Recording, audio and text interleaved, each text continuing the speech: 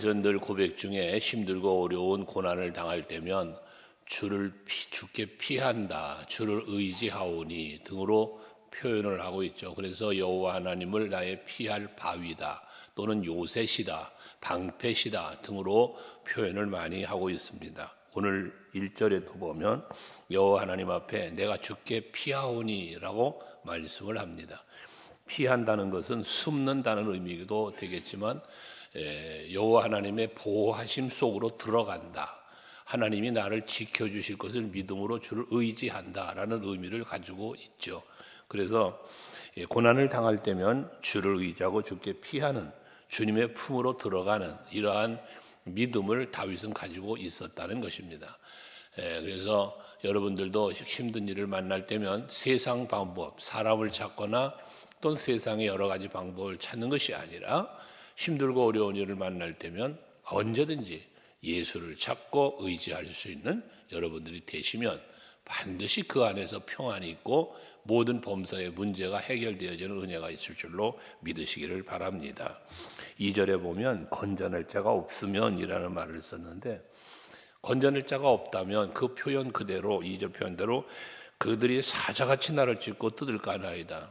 하나님이 건져주시고 즉 하나님이 보호해주시고 지키지 않으면 다윗은 만신창이가 될 거예요.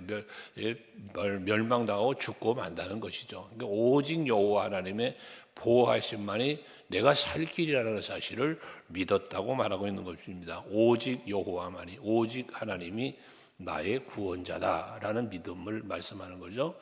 여호수아가 그랬듯이 오직 나와 내 집은 여호와만 바라본다, 의지한다 고백을 하는 것처럼 여러분들에게도 오직 예수, 오직 여호와 하나님이 여러분의 믿음의 대상이요 또한 의지할 대상이며 여러분들을 지켜주실 분은 오직 여호와밖에 없다는 믿음이 또한 확고하게 여러분에게 있기를 바랍니다. 그러면서 이어진 말씀에 보면 3절 이하의 말씀을 보면 다윗은 자기 자신이 하나님 앞에 악을 행치 않았음에 대한 고백을 해요. 물론 악을 범했죠. 바세바를 범하던 그 남편을 죽인다든지 하나님이 기뻐하지 않는 인구조사를 한다든지 등의 하나님이 보시기에 합당치 못한 모습도 그에게 있었습니다만은 여기 다윗이 3절 이하에서 6절에 이제 5절에 이르기까지 보면 자기가 하나님 앞에서 악을 행하였거나 또는 죄악이 있거나 화친한 자를 악으로 갚았거나 내 대적에게서 까닭없이 빼앗았거든이라는 말을 하잖아요. 이런 말은 그랬거든이라는 말은 뭐냐면 그러지 않았다는 이야기죠. 그래서 악한 일을 행하지 않았다, 나는 하나님 앞에서 사람들 앞에서도 그러지 않았습니다라는 고백을 하고 있다는 겁니다.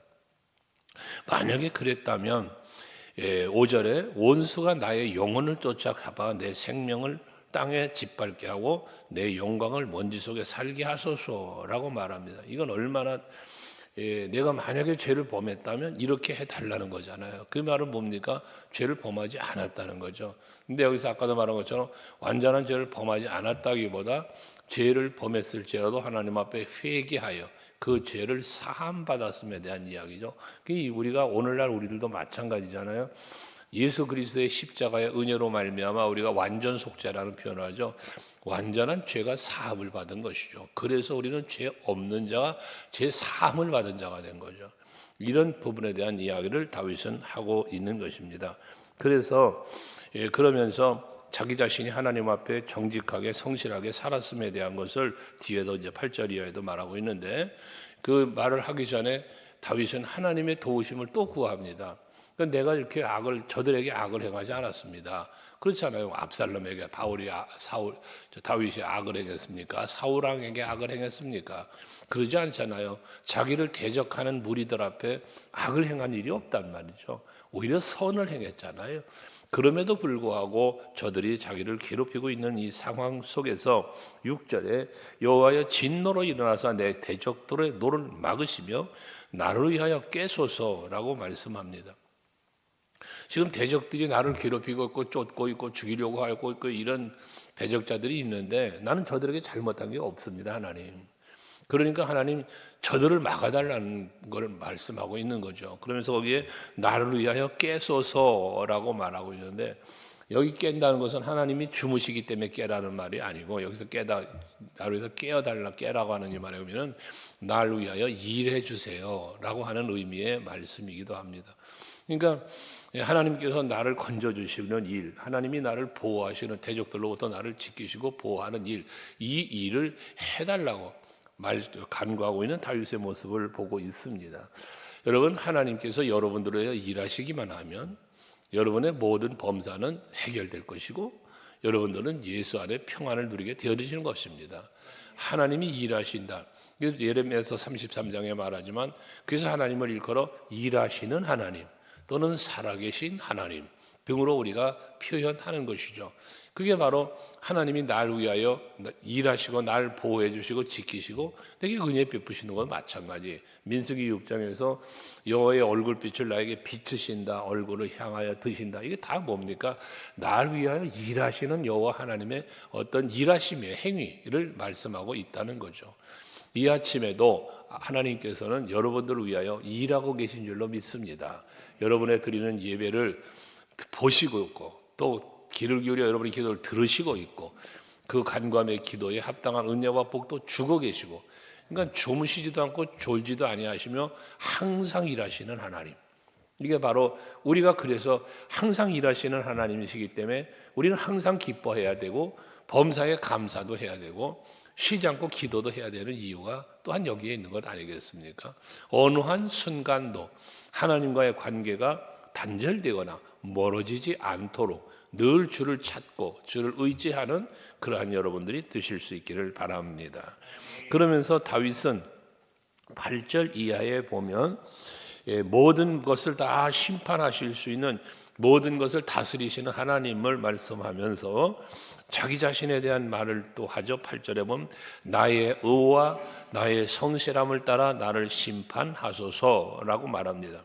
하나님 앞에서 그는 의로웠고 성실함에 대한 고백을 하고 있는 것이거든요. 히스기야 왕이 병들어서 죽게 되었을 때에 하나님 앞에 기도한 내용, 하나님이요 내 병을 고쳐달라는 거죠. 그러면서 무슨 기도를 합니까? 내가 하나님 앞에 정직하게 진실하게 살았음에 대한 고백을 그가 하잖아요. 이것은 완전한 자에 대한 고백이라기보다 하나님 앞에 긍휼을 구하는 거예요. 하나님은 의로운 자에게, 성실한 자에게, 정직한 자에게 은혜를 베푸시는 하나님이심을 다윗은 믿기 때문에 그런 의로우신 하나님 앞에, 심판의 주가 되시는 하나님 앞에 자기의 의를 드러낸다기보다 의를 사랑하시고 선을 이루시는 하나님 앞에 그 긍휼을 구하는 기도라고 볼 수 있는 것이죠. 그러면서 9절에도 말하잖아요. 악인의 악을 끊고 의를 세워달라고 하면서 의로우신 하나님이 사람의 마음과 양심을 감찰하신다라고 말하죠. 하나님은 모든 것을 아시는 분이세요. 모든 것을 살피는 분이에요. 그 일하시는 하나님 앞에 말씀드렸잖아요. 하나님은 여러분을 보고 계시고 듣고 계시고 알고 계세요. 모든 것을 알고 계세요. 모든 것을 다 헤아리고 있단 말이에요. 오죽하면 말하는 그대로 우리 마음과 양심까지도 감찰하신다라고 말씀하고 있습니다. 우리의 생각까지도 감찰하신단 말이에요. 그러니까 그러면서 10절에 나의 방패는 마음이 정직한 자를 구원하시는 하나님께 있도다. 결국 하나님 앞에서 자기의 양심이, 자기의 마음이 선하고 정직할 때 그 선하고 정직함이 하나님의 보호를 받으며 하나님의 구원함을 이루는 은총 속에 머물게 한다는 것이지 않습니까?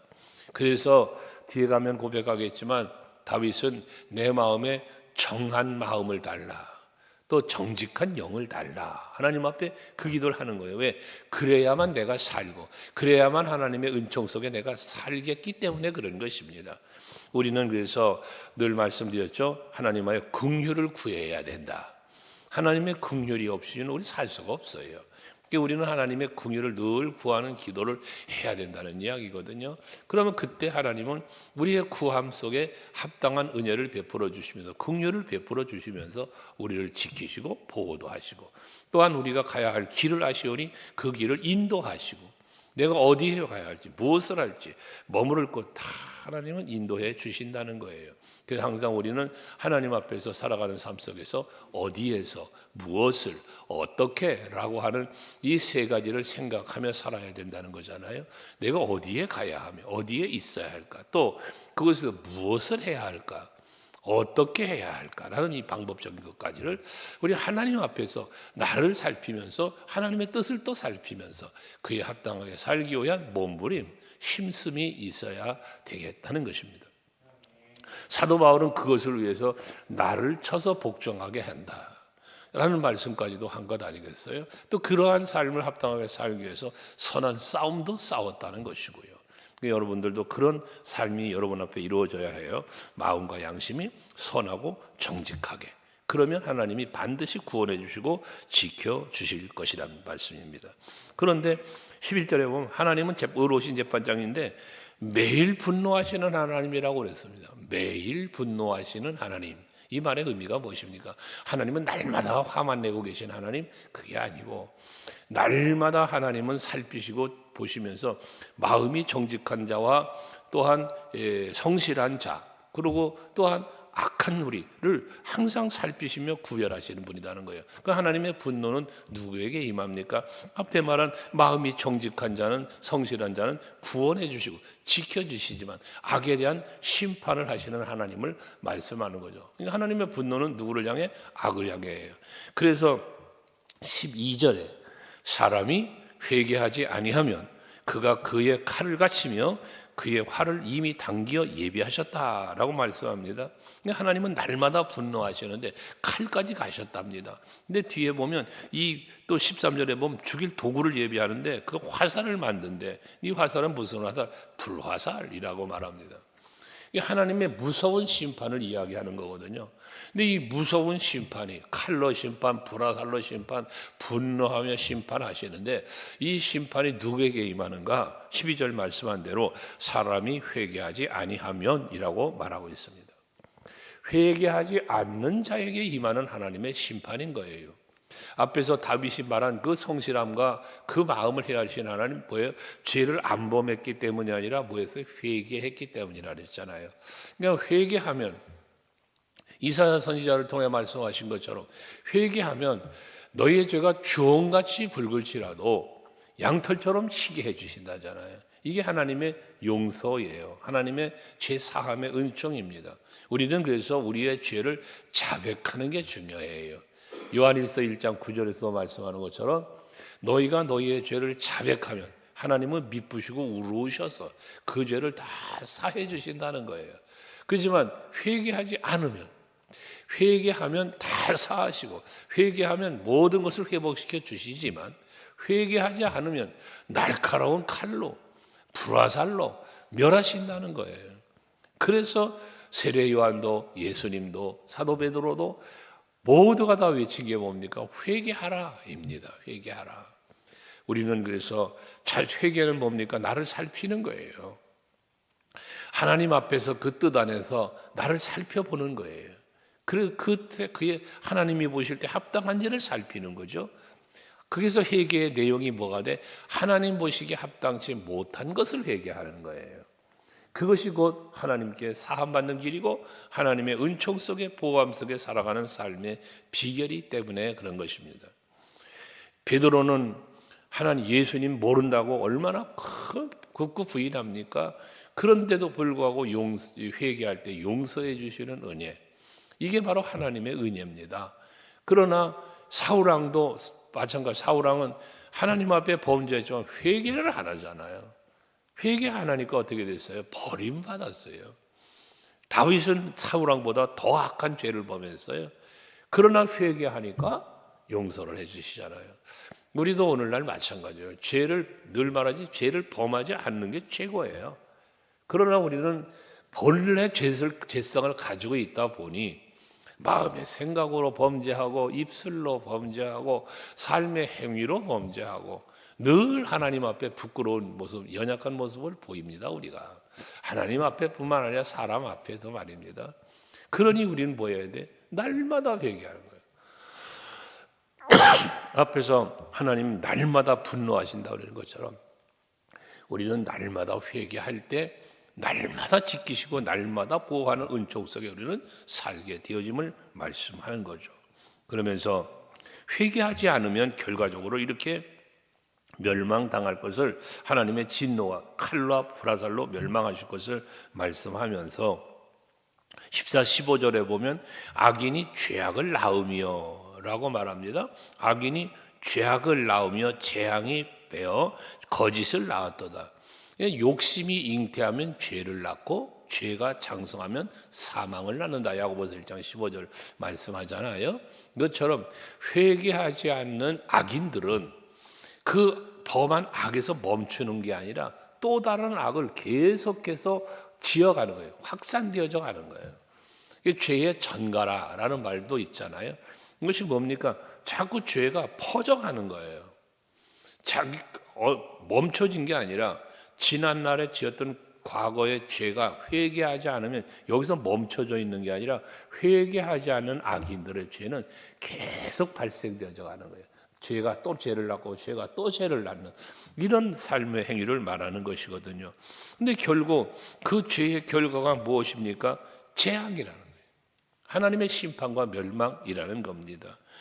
그래서 15절에 보면 그가 웅덩이를 파 만들며 지가 만든 함정에 빠져도다라고 말씀하잖아요. 자기가 만들어 놓은 함정에 자기가 빠진다는 거예요. 결과적으로 내가 범한 죄악으로 말미암아 내가 멸망당하게 되어짐을 말씀하는 거죠. 우리 성경에서도 말씀드렸지만 다니엘과 친구들 그들 풀무불을 만들고 금신상을 만들고 풀무불을 만들고 사자굴을 만들어 놨던 저들 자기들이 죽잖아요. 풀무불에 집어 던져 죽이겠다고 집어 던지러 간 사람들이 불에 타 죽어요. 그러나 불 속에 들어갔던 친구들은 살아나와요. 사자굴에 집어 넣었던 그 사람들은 던져졌던 다니엘은 살아나오지만 그들을 집어 던지니 땅에 떨어지기 전에 뼈까지 부서뜨려 죽여버리는 이러한 모습들. 하만은 모르드게 유다 백성 죽이겠다고 장대를 매달아 놓았는데 거기에 자기가 매달려 죽는 이런 모습들 말입니다. 하나님은 행한 대로 갚으시는, 자기 함정에 자기가 빠지게 만들어 자기가 지은 죄 때문에 자기가 멸망당하게 되어진다는 걸 말씀하고 있는 거예요.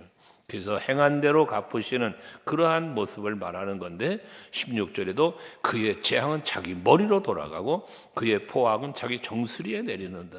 결국 그가 행한 악 때문에, 그가 범죄한 것 때문에 스스로가 그 범죄된 보응, 하나님의 진노, 하나님의 심판을 겪게 되어질 것을 말씀하는 거예요. 행한 대로 갚으리라.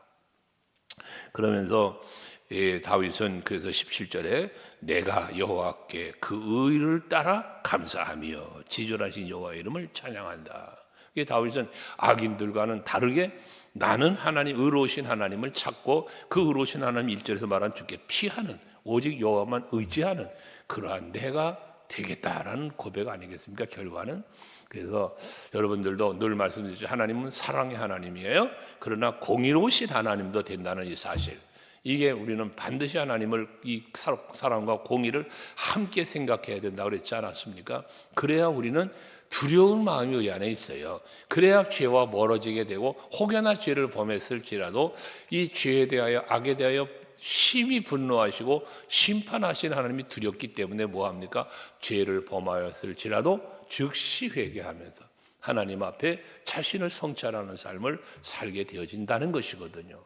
오늘도 한날 여러분들이 하나님 앞에서 내 마음을 성찰하고 스스로를 살피면서 정직하게 그리고 성실하게 하나님을 믿는 온전한 믿음으로 하루를 사시면서 하나님이 보시기에 기뻐하시고 또한 기뻐하시는 중에 베푸신 은혜가 있음을 누리시는 이 한날 되시길 주님의 이름으로 축복합니다.